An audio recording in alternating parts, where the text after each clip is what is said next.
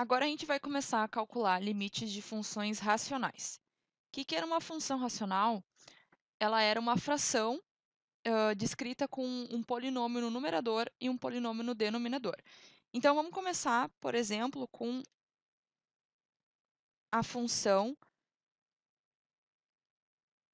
3x mais 1 dividido por 2x menos 5. E eu quero calcular o limite quando x vai para o mais infinito. Como é que eu vou calcular esse limite? Se eu colocasse mais infinito embaixo e mais infinito em cima, o que vai acontecer? A gente teria mais infinito dividido por mais infinito.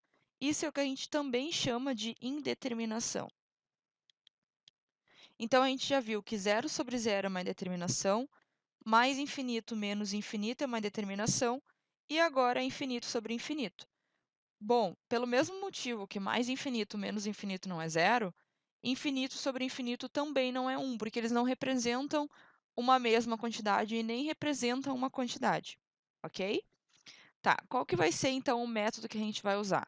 A gente vai observar qual é que é a maior potência de x dentre o polinômio que está no denominador e o polinômio que está no numerador. Nesse caso, as duas potências são 1. O que a gente vai fazer? A gente vai dividir cada um desses termos por x, que é a maior potência. Bom, então vamos lá, a gente vai reescrever esse limite como sendo limite, quando x vai para o mais infinito, continuamos com o mesmo limite, de 3x mais 1, tudo isso dividido por x, e a gente vai fazer a mesma coisa no denominador. 2x menos 5, tudo isso dividido por x. Por que a gente está fazendo isso? A gente vai usar um método muito parecido que a gente fez com os polinômios. Porque se a gente lembrar, o que a gente teve que fazer? Dividir todos eles por x na 5, né? Por isso que a gente ficou com aqueles termos de x, x na 4 e x na 5 no exemplo anterior. Então, a gente vai fazer a mesma coisa agora. Qual que é a diferença? É que a gente tem um polinômio no numerador e um polinômio no denominador. A gente tem uma fração. Então, a gente vai dividir pelo termo de maior grau, que é o x. E vamos ver com o que a gente fica. Então, essa fração ela vai poder ser reescrita como limite, quando x tende ao mais infinito, de 3x sobre x sobra 3, mais 1 sobre x, dividido por 2x sobre x sobra 2, menos 5x. Se a gente dividir o 3x por x, sobra 3. Dividir 1 por x vai ficar 1 sobre x. Dividir 2x por x sobra 2.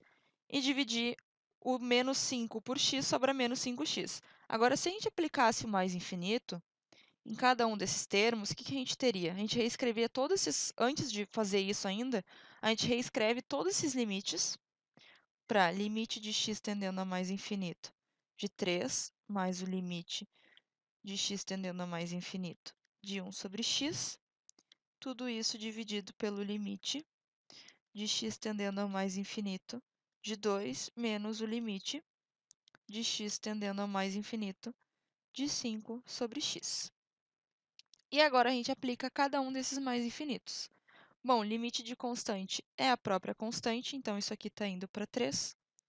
Limite de quando x está indo para o mais infinito de 1 sobre x está indo para 0. Limite da constante 2 é a própria constante.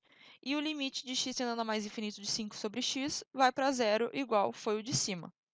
Então, a gente tem como resultado 3 mais 0 dividido por 2 menos 0, ou seja, 3 meios. Então, a minha função, na medida que meu x vai para o mais infinito, está indo para 3 meios.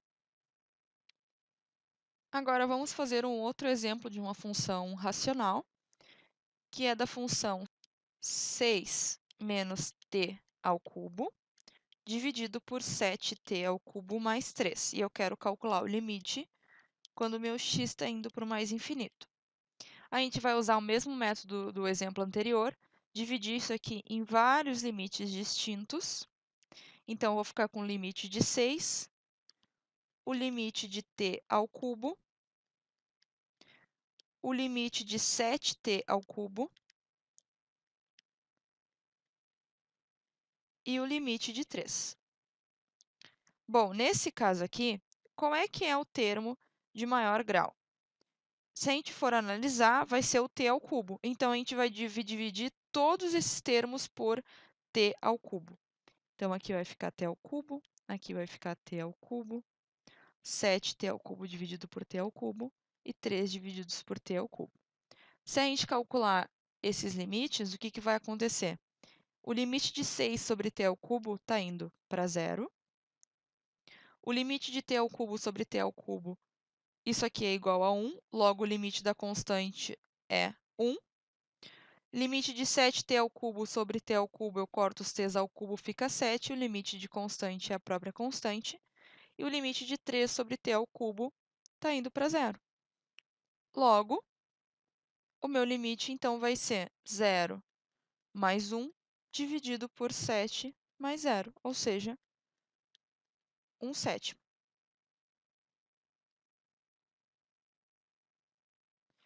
E o que, que acontece se a gente tiver um menos t ao cubo ali em cima? Então, vamos mudar a nossa função